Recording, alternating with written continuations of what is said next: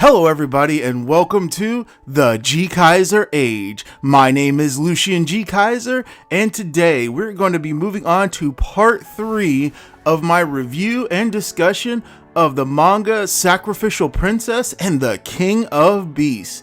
Today is going to be a discussion about the main characters and some of the supporting characters, and then my overall thoughts and feelings on this first volume of the manga. So let's get started. Lucian GKaiser and the GKaiser Age taking off into a fantasy romance manga.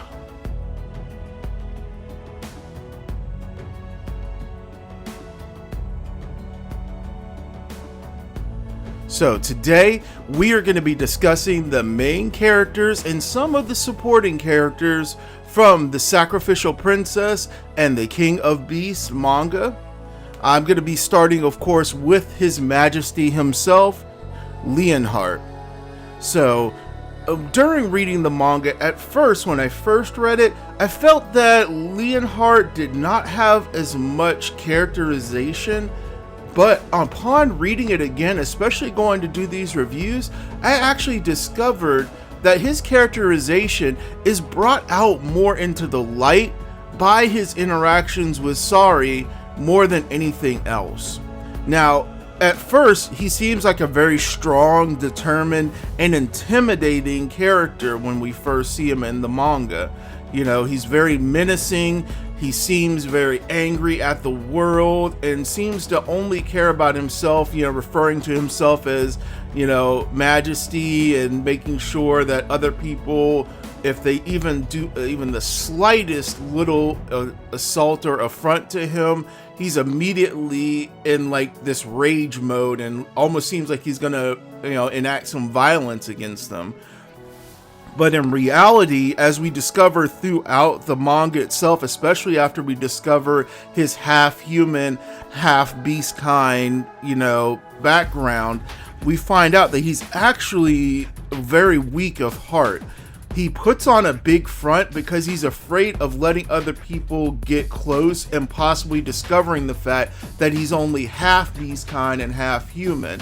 And the fact that that might, of course, make people rebel against him, might make people attack or even attempt to kill him. So he really puts on this strong front of being a strong, powerful leader of this kingdom, when in reality he's stuck. He's pressured every day to keep up this facade, and he has no way of really, allowing himself to relax, because he feels the moment he relaxes or opens himself up, it may lead to a tragedy.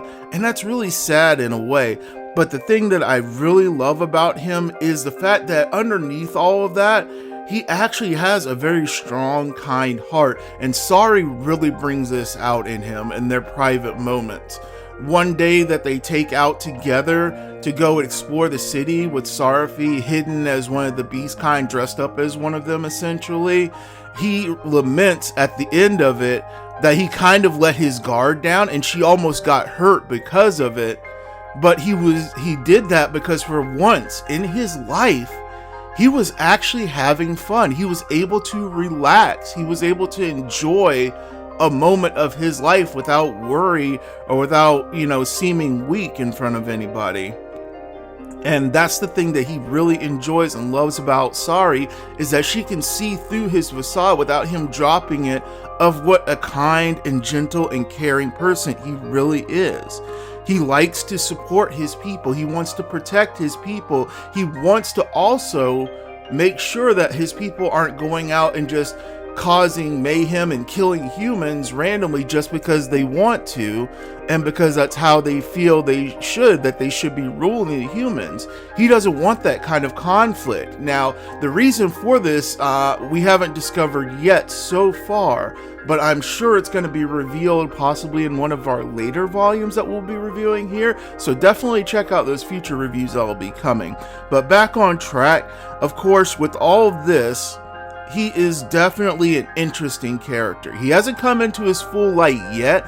That'll progress more in the next 2 volumes. But for this initial start, he might seem a little bland.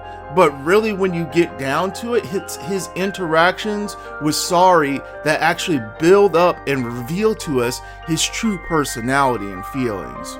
Now, of course, speaking of that character, let's definitely get to the highlight and definitely the strongest part and character of this manga.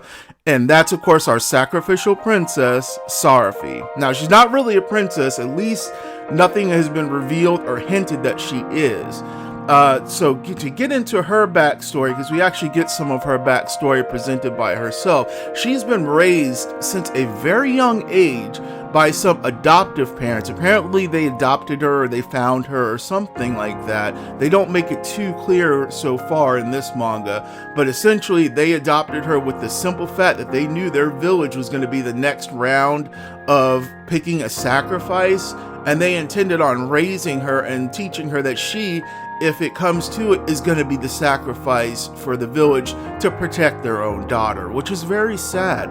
And that's the interesting thing. She grew up knowing this, knowing that she was going to be sacrificed, and yet still, she's a very cheerful, heartfelt young girl who speaks her mind openly, but also takes to heart the feelings of other people around her, especially Leonhardt, who she's come to grow very fond of after discovering the truth behind him and, wanting to support him and, help carry him through his feelings of weakness and insecurity.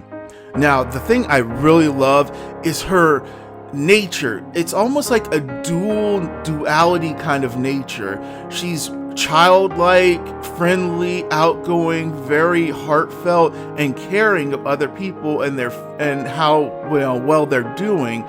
She harbors a very matured and heartfelt personality that she expresses in certain moments. There are moments when she turns from this playful, childlike innocence to a more profound, deeply mature sense of, I understand, I'm going to be a sacrifice. As long as I'm not a burden to other people, I'm willing to give up my life. I'm not going to beg or plead, but I'm also not going to just give up my life for no good reason. And you get to see that. She doesn't just simply say, well, my life is worthless, go ahead and take it. She's like, if my life will help to support you, your majesty, if her life will help to support anyone, she's willing to give it. And I really love that about her character. She's not willing to give up her life just for nothing. She would only give up her life if it meant it would bring happiness or it would improve somebody else's life. Now, the other thing I really love is when she's exploring the palace and everything, she doesn't show any real fear of the beast kind themselves. She's wandering around, smiling, laughing, enjoying herself, and I really love those moments. They are just fantastic because they really build on this character, this wonderful, sweet young woman that is definitely deep and thoughtful about what's going on around her, but at the same time, she doesn't let it weigh her down. Now, there are moments where she does shed this, feelings of security and show how insecure she really is deep in her heart, like in the part when she had to be separated from Leonhardt and had to be placed outside of the miasma affected beast-kind areas until he could come back and, present her with the ring that would help to prevent the miasma from possibly killing her. And in that moment when she thinks that she's completely alone, that nobody's there, and that Leonhardt's never gonna come for her, she breaks down, she starts crying, she loses her way, and she nearly stumbles and falls to her death. And fortunately enough, Leonhardt does show up, and she's so relieved and so happy because that's the thing about Sari. She wants to be with him, not in a loving, romantic way, but she wants to be with him because she understands that instead of him sacrificing her to fulfill his needs and just moving on, he actually needs somebody. He needs somebody that can see him for himself and is willing to care for him, to support him, to be there for him, even though he's really a weak and, mild character underneath his harsh, gritty majesty persona. And I just really love that about the interactions between these two characters. They mesh so well, and they're bringing out feelings that each other could not bring out on their own. Sari's got to learn that, she has to live her life to its fullest in a way beyond just sacrificing her own happiness to make others happy. She has to learn to be happy for herself too. And Leonhardt kind of brings that out in her, and she brings out in him an inner peace, a tranquility, a loving embrace that he has been missing from his life, having to be so cold and callous, having to be so violent and Beast King-like, to make sure that the people fall in line. Now, the other supporting characters that I want to talk about, because there aren't too many supporting characters that we get a lot of time with in this manga volume. So the next one I want to talk about is, of course, the Lord Chancellor, Anubis.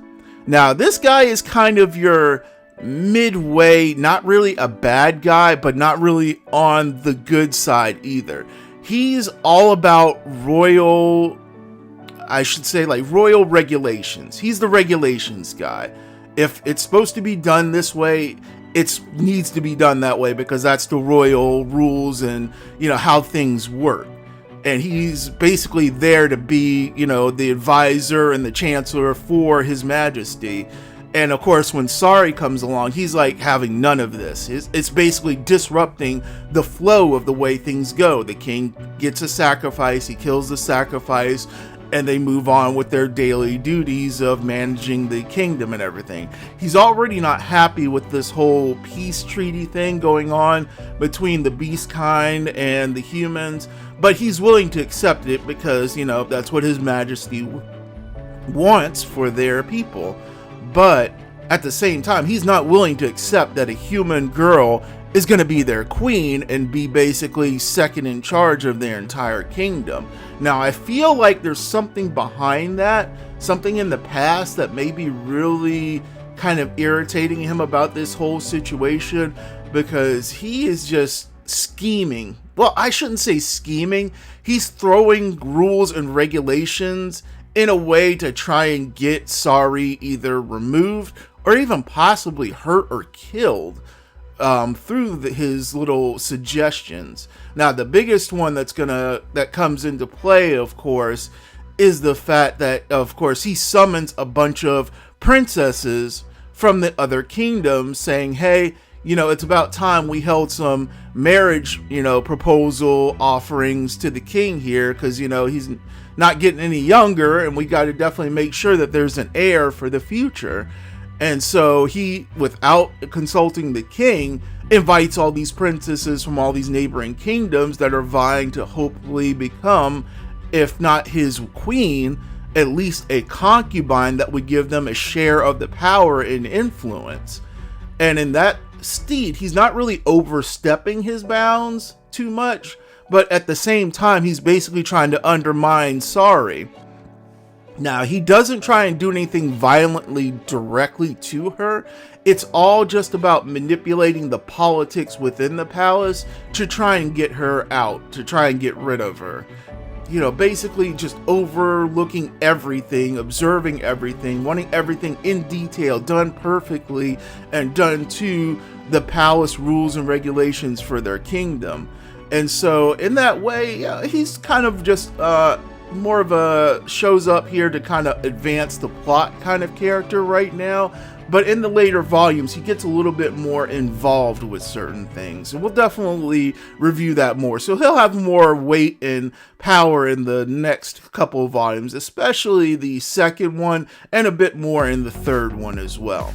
Now, the other character that I want to talk about is, well, two characters.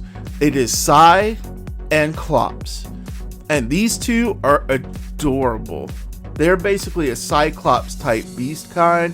And the lower part, of course, is Klops. He's got the feet and the mouth, and then the upper part is Sai. Now, Sai will only usually speak one word, while Klops is always the main speaker, basically saying the majority of what they're both thinking. They kind of work together.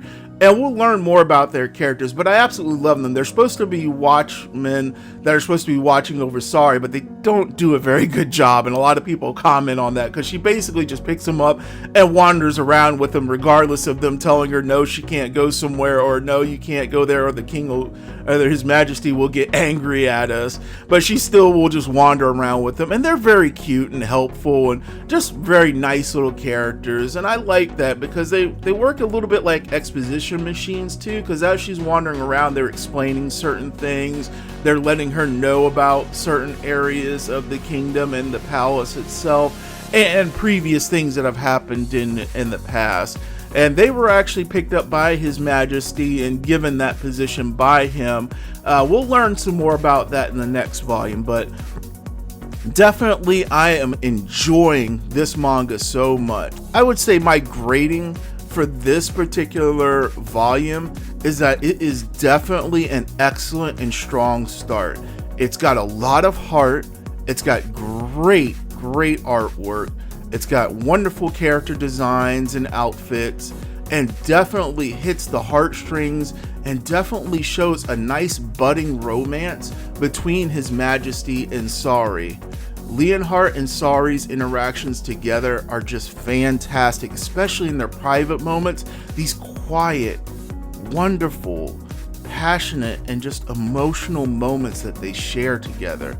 I can't help but just pick it up and just flip to some of these moments, and just looking at the gorgeous artwork, the wonderful dialogue that is used, and just it elicits an emotional response of just, this is fantastic, it's heartwarming, it feels great to read, and it's just fun to read. And there's always these little funny moments too, just wonderful character interactions. So definitely, if you haven't checked this manga out, definitely pick it up and give it a try and check it out on your own. So on the next video, we're going to be getting into volume 2. That will probably be about 2 weeks from now. I just want to give this video some time for people to enjoy it and everything. And then I'm going to move on to volume 2, where things get really amped up a whole nother level. We have Princess Vivian. She is the cat princess from one of the kingdoms,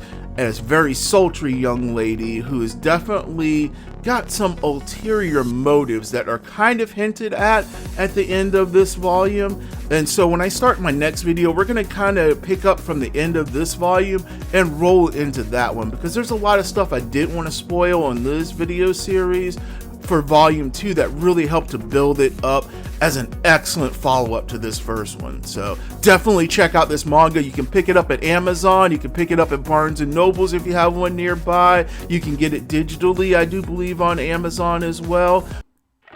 So I just want to thank you all again for joining me here in the GKaiser age for this review of the first manga of the Sacrificial Princess and the King of Beasts. If you enjoyed what you saw today, definitely leave a comment. Let me know about any manga that you found interesting, or if you've gone out and read this manga yourself, and if you really enjoyed it, because I sure enjoyed it, and I really enjoyed the next 2 volumes of it as well, and I can't wait to do a review of those. Also, leave a like, share this video with all your friends, because every view helps out with building up my channel and allowing me to make more great content for all of you guys. Definitely subscribe, and as always, check out my Twitter, my Facebook page, and my Imager account, along with my Twitch channel, where I'll be streaming some games that I love and enjoy playing, as well as talking about some of the anime, gaming, and entertainment that I always love discussing here on this channel with all of you out there who have subscribed, and all you future subscribers as well. Once again, thank you for joining me here in the GKaiser age. This is Lucian GKaiser, signing out until the next manga review